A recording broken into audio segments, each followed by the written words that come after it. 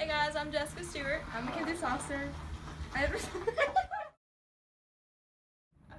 Hey guys, it's me, Jessica Stewart. I'm Mackenzie Saucer, and we're at Trinity Baptist Church.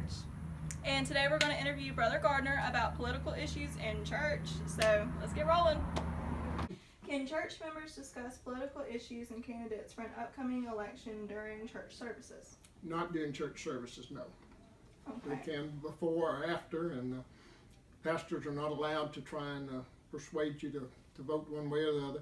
I have a lot of times from the pulpit just to encourage people to go and vote their conscience, but that's, as far as we can go from the pulpit. Okay, you want to read the second question?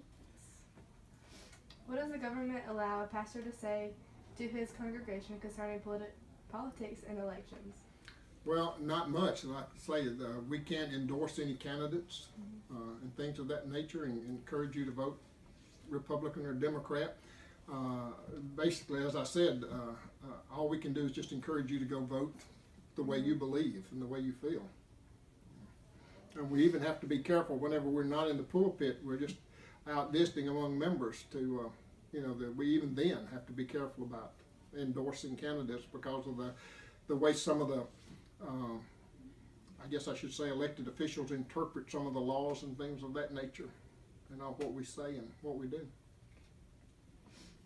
Next question. Okay.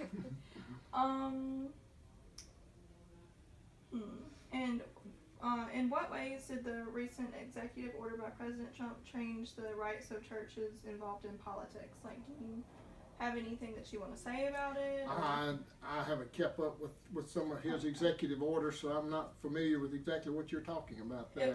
He's basically saying that, like, he wants churches to talk about politics and I guess, like, talk about, like, what types of candidates they should be voting for and stuff. Oh, well, I mean, to me, we should be able to, encourage people to vote for because we are a church, to vote for Christian candidates and things of that nature, and all, and to vote for those that will help us, be a stronger nation and to do more of what we should be doing.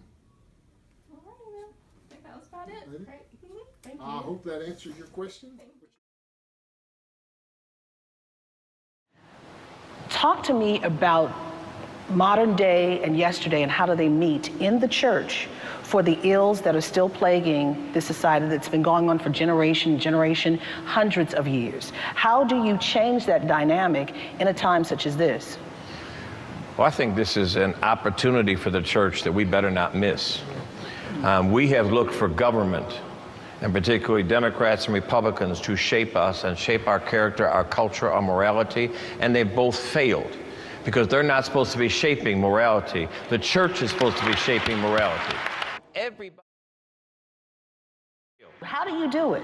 How do you fight for the least of these and be the church, keep your status, but yet make sure your people are taken care of? When a politician calls and says, "Can I come and speak to the congregation from the pulpit?" say no, but you can come to my food pantry and serve people there. Right.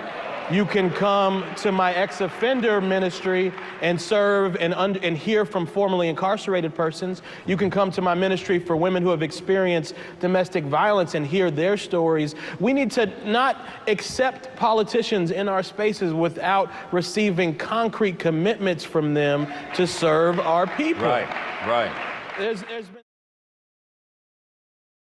I'm agreeing with Bishop Jackson here, and I'm going to take even a slightly maybe different approach on it, and that is going back to my original statement when I said that I believe the church is the only legal entity by God authorized to bring forth change. Responsibility comes to us. So if there is a poor person, we are responsible within our own churches, within our community, within our local community to take care. I'm not looking to Washington, D.C. to take care of Apopka, Florida. I am looking to New Destiny Christian Center to be responsible. Therefore, we have to involve ourselves in government, but we can't just say, we're going to go up and fight and fight and fight. I'm responsible for the person that's homeless and hungry and everything else. If you see a person that is hungry, it's my responsibility, if I have power to do good, to do it. We remember this eternal truth Freedom is not a gift from government. Freedom is a gift from God. It was Thomas Jefferson who said, "The God who gave us life gave us liberty."